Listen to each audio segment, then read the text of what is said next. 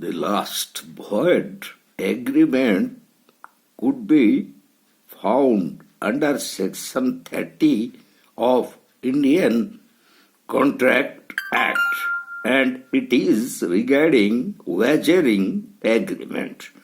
And defining wagering agreement, Justice Hawkins in Carlill versus Carbolic Smokes Ball Company in 1892 in the Queen's Bench defined it as a future uncertain event dependent on the determination of that event, and the interest is not in the content of that event but on the sum or the stake, or either to win or lose.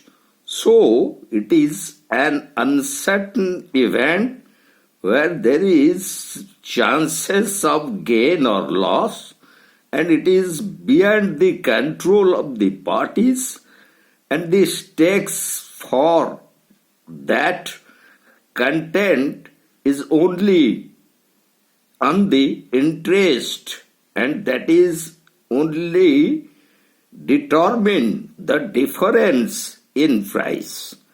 So, wagering agreement could be either game of chance or game of skill.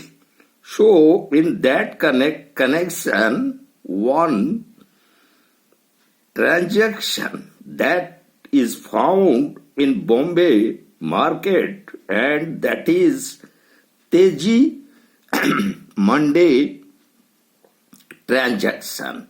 And Teji means the brightness of market, and Monday means the dullness of the market.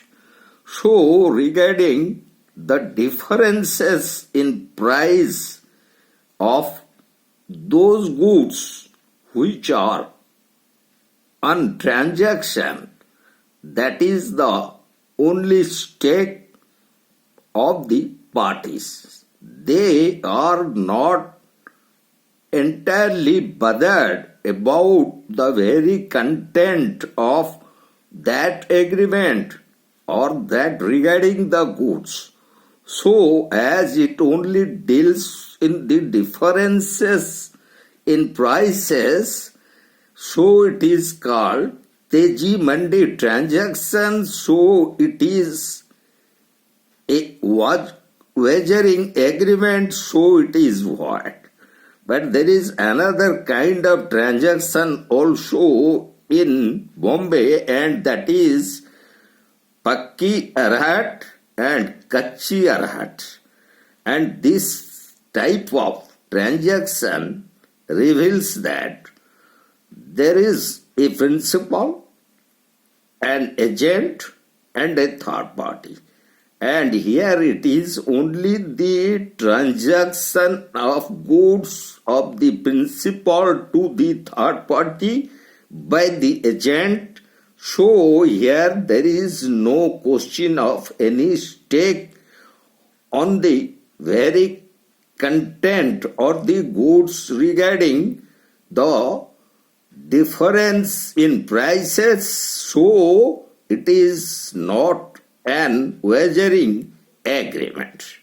And now we'll go to the position regarding lotteries. So regarding lotteries, in 1844, the Private Lotteries and Gambling Act was enacted, where it was declared as completely void and as an wagering agreement. So Section 294A of Indian Penal Code also declared such agreement as illegal and void, and it is considered as an wagering agreement.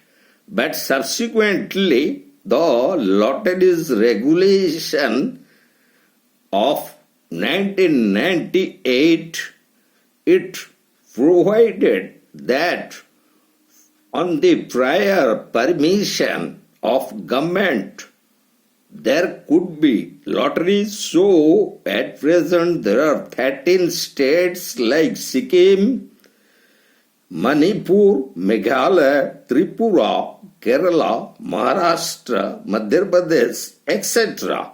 They have their specific government lotteries. And regarding lotteries, a leading decision that we could discuss, that is of H. Arhat versus government of Tamil Nadu in 1986, the Supreme Court declared those lotteries with prior permission of the government and or paying sale tax to the government are not illegal or void.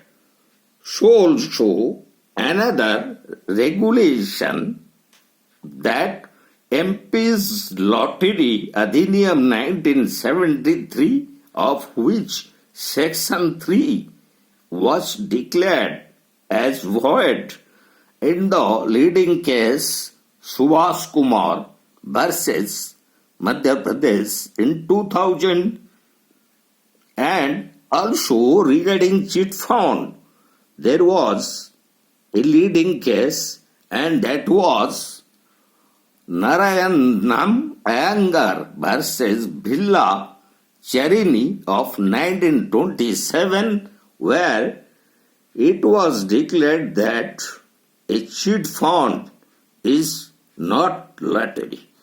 So, from the above decisions and about the regulations and the act, it would be better to conclude that at the present stage, lotteries run with prior permission of the government are not void, as because one is they have prior permission of the government, and so also they are paying sale tax. So this kind of lotteries are not wagering agreements as per the provision of Section 30.